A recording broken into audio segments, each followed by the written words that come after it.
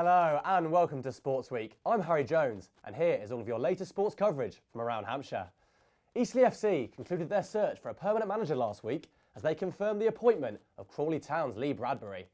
Our reporter Jack Charlton went down to the Silver Lake Stadium on Saturday to see how the new boss got on in his first game in charge. The start of a new era was launched at Silver Lake Stadium last week as Lee Bradbury became the new long-term successor to Ben Strevens. The new Eastleigh manager played over 500 matches in the Football League and was previously the Crawley Town assistant manager. Eastleigh was always a club that was sort of pushing and looking to get out of the levels that they're in, and that's no different now, and that's been a really big attraction for me here. Interim manager Jason Bristow was unable to record a win during his 4-game tenure in charge of the National League side, but will stay at the club as Bradbury's number 2. The first game under the new regime was at Silver Lake versus Wealdstone, who sat 19th in the National League coming into this fixture. A great opportunity for the Spitfires to record 3 points and edge further up the table. And the Spitfires got off to a dream start with Danny Whitehall expertly converting a free kick into the far corner in the 9th minute. Eastleigh then doubled their lead shortly after the interval as Ryan Hill raced through one-on-one against the keeper and managed to execute a superb lob over the Wealdstone number 1. After the Royals pulled a goal back through Charles Claydon on the hour mark, centre-half Tom Broadbent rose highest from a corner to recapture Eastleigh's 2-goal advantage. Danny Hollands then put the cherry on top of the Eastleigh cake with a cross shot that managed to catch the Wealdstone goalie off guard and wrap up a first win for the Spitfires since January. And as I said to the players, if they come back into it, just keep doing it. No hiding places. Keep wanting the ball. Keep being progressive in our play and taking chances. And to be fair to them, they took a forward step in the second half, and we scored some good goals out there today. It couldn't have been a better start to life for Lee Bradbury in the Silver Lake dugout, and his Spitfires will be looking to build on Saturday's performance and make it back-to-back wins in the National League next weekend. Jack Charlton, Winchester News Online. The high-flying Winchester City were in home action this weekend once again as they welcomed Poulton Rovers to the Simply Health City ground. Our correspondent Max Rumbold was there. Winchester start off strong against opposition Poulton Rovers, with Craig Feeney neatly slotting home his 10th for the season.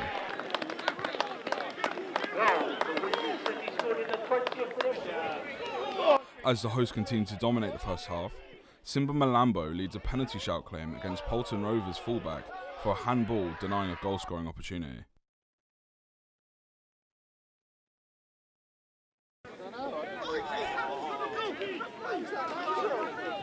Despite decisions going against them, Winchester continued to push, and in the 40th minute, number 11 Ollie Bailey bags his 12th of the season.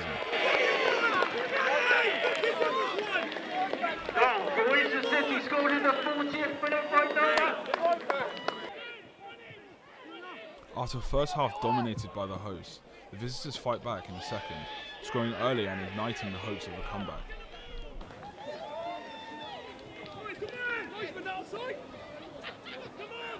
And they did just that. With a low free kick struck into the box, tricking past everyone, the ball nestled into the bottom corner, ending the match 2-2, with points being shared here at the Simply Health City ground. Winchester now look to midweek, where they will face Willand Rovers away from home on Wednesday, hoping to pick back up on their good form. Max Rumbold, Winchester News Online. And sticking with the Winchester football theme, Tyler Reynolds went down to watch the University First Team's crunch tie away at Southampton Solent, with the Winch side needing a victory after falling to defeat at Bournemouth the week before. Despite claiming the league title last week, Solent still had a lot to prove against a Winchester side that were the only team they hadn't beaten in the league. And they took a step towards doing that after 9 minutes, as Wellman scored his 4th goal in 3 games.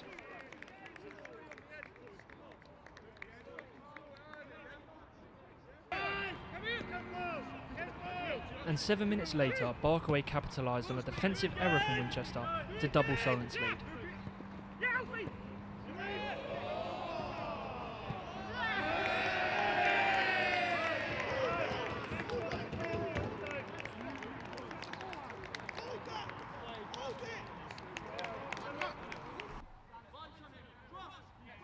In the 69th minute, Solent made it 3. Dench converting brilliantly to score his first goal in 5 games.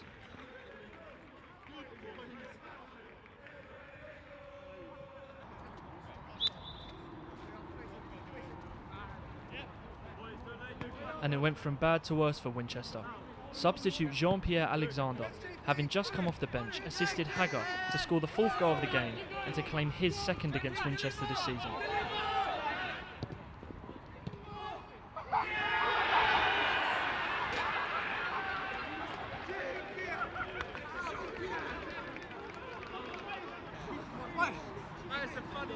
I didn't forget about last time Winchester. I didn't forget it. I did not forget it, Winchester. But Winchester's consolation goal eventually came, as Monk scored his 2nd of the season and his first goal since the 13th of October.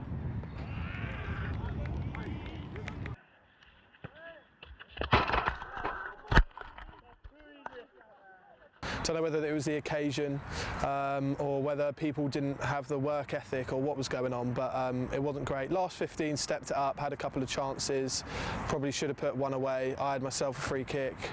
But yeah, it's tough to take. 2 losses in a row isn't easy, but it's just about how we bounce back now. Solent's 4-1 win here means they finish top of the league on 28 points, winning 9 games out of 10. Winchester still sits 2nd in the league and will need a tally of 4 points in their remaining 2 fixtures against the Bath 3rd and 4th teams to ensure that they finish in that position. Tyler Reynolds, Winchester News Online. Ferrum FC have had a tough time in recent weeks, having 2 home games called off due to poor pitch conditions in just 14 days. An empty pitch for Ferrum Town on a cold, wet Tuesday night, with a game once again called off and affected by the weather. With those 2 games called off in recent weeks, leaving the loyal supporters of the club at home. After a pitch inspection from the officials of the Wessex Football League and the club's own officials, it was decided that the game was unable to take place due to the condition of the pitch. The Creeksiders currently sit 13th in the league with 40 points, a tough season for the side, who have been conceding many goals, with 35 of those goals coming away from home. But a side with rich local history and support from the town, whose fans remain downhearted with their last visit to the Cam Holders coming all the way back on the 5th of February. Obviously the fans are disappointed that they've not been able to get to games. For example, tonight we were expecting 200, 250 here, and obviously the game was called off at sort of 4:10 today. So yeah, I think fans haven't been here for the last 3 or 4 weeks now. The last game we had was last weekend away to Moneyfield, so the fans are missing out again. Yeah. Not only is it the fans who are left underwhelmed, the Creeksiders squad struggling to find form and momentum with the lack of regular game time in the last month, with their last win taking place in late January, only scoring 3 and conceding 14 in a tough spell for the side in red. These guys are part-time, they all got full-time jobs, so getting them to train and then obviously twice a week and then trying to get a game when it's called off with weather like this is a bit demoralising, and it does affect their team spirit. After 2 call-offs in the last 2 weeks, Ferrum Town look to face a Shamsbury side away on Saturday, a tough fixture for both sides. Taylor Sinclair, Winchester News Online. Basingstoke Town suffered an injury blow a few weeks back as Stefan Brown picked up a knock in their win against Ashford, forcing the forward to miss the crunch tie away at Chertsey Town. Patrick Hill went down to Basingstoke training last week to see if the forward had completed his recovery and would be available for their tie at Uxbridge on Saturday. Get back, there it is! They're going to give it you, look, there it is! On his toe! Basingstoke Town forward Stefan Brown was back to training this past Thursday as he received a hip injury in his fixture against Ashford, the game where he scored the winner. This put him out of action in the next fixture visiting Chertsey. He returned in the 1-0 defeat against Bracknell. However, his injury would return as he was told to miss Tuesday's training. He is now back at training and is hopeful to play again alongside his teammates. It's amazing to be back at training. The worst thing is, you ask any footballer, worst thing about football is being injured. So getting back in training is amazing. So big game Saturday, hopefully come through training no problems and ready to go. Brown returned to the club this season after nearly 10 years. He left Basingstoke in 2014 to Hungerford on a free transfer. From there he has been to a number of clubs, including Maidenhead, Leatherhead and Oxford, but has returned back to Basingstoke, where he has racked up 7 league goals in 15 appearances and is not letting his injury stop that goal tally from rising. Stefan Brown is now back in training and looking hopeful to making his Basingstoke return. Patrick Hill, Winchester News Online. So it looked like Basingstoke would have their talisman available for their away day in Uxbridge. But how would Dan Brownlee's side fare against one of the top sides in the league? Well, I made the trip to West Drayton at the weekend to see how the Dragons got on. Basingstoke Town dominated early on in their trip to fellow promotion hopefuls Uxbridge, with the informed Brad Wilson and 16-year-old Brodie Purr both going close to breaking the deadlock in the first 5 minutes. And Wilson continued to cause the Uxbridge backline problems throughout the first half as he went on the hunt for a 12th league goal of the season.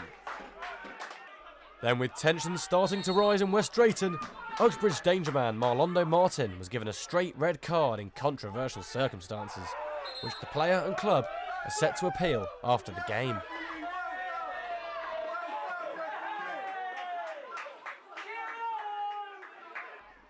But the visitors soon made good use of their man advantage as talisman Stefan Brown slotted home a third goal in 5 league games to give Basingstoke a well-deserved lead in the 32nd minute.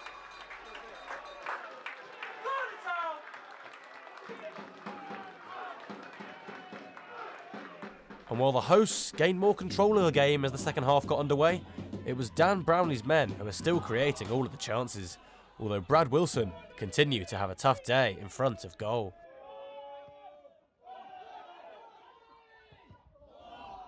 But while the forward was struggling to finish his opportunities, he wasn't having the same troubles creating them, as he set up Academy graduate Lloyd Snell, who sealed a vital victory for Basingstoke Town to move them up to 4th in the Isthmian South Central Division. Full time at Honeycroft, Uxbridge 0, Basingstoke Town 2. Today we wanted to marry up that being slightly more risk averse at the back and but also trying to play good football in the final third, and today I think it really worked. They're a good side, Uxbridge, there's no doubt about it, like they are a really good side, but yeah, today I thought we performed really well and we were certainly deserving of the 3 points. So a massive win on the road today for Basingstoke Town, and with promotion rivals Hanwell and Marlow both losing this weekend, it means Dan Brownlee's men go back into the playoff spots with just 9 league games to go. Harry Jones, Winchester News Online. So a crucial 3 points for the Basingstoke football team this weekend, but now it's time to turn our attention to the town's professional ice hockey team. Ed Brown was at the Basingstoke Arena to see how the Bison fared on Saturday afternoon. The Basingstoke Bison hosted the Raiders on Saturday night. Pre-game, the teams paid tribute to the victims of the war in Ukraine. Once the game started, the Bison acted swiftly, with Alex Roberts slicing a backhand shot past the keeper to open the scoring.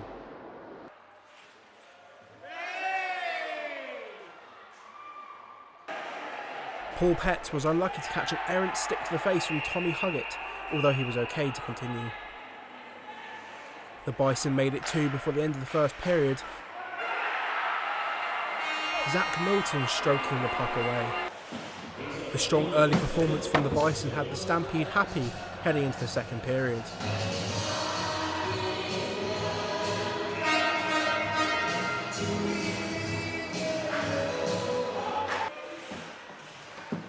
The aggression continued with Samford laying out Connolly on the boards. Samford wasn't done there, fumbling the puck past the goalie to make it 3. Bison in the driving seat. Paul Petts was sent to the penalty box for this unfortunate trip on Oliver Baldock, who stayed down after the awkward contact.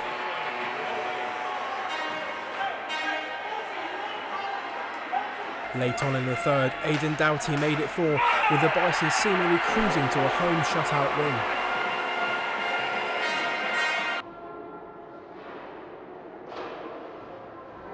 But not to be. The Bison let their guard down and Jake Sylvester capitalised. Bison 4, Raiders 1.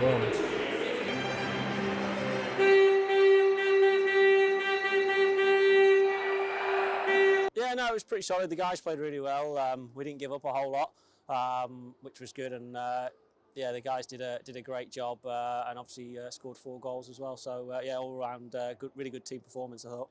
Yeah, it's always the way, you know, we got up to a good lead and they get a lucky bounce where it hits their own guy and falls straight to a guy with a good shot. So we're not going to worry about that one. We'll take 2 points, whether it's 4-0 or 4-1. You still only get 2 points. So yeah, we're just really pleased to get that win.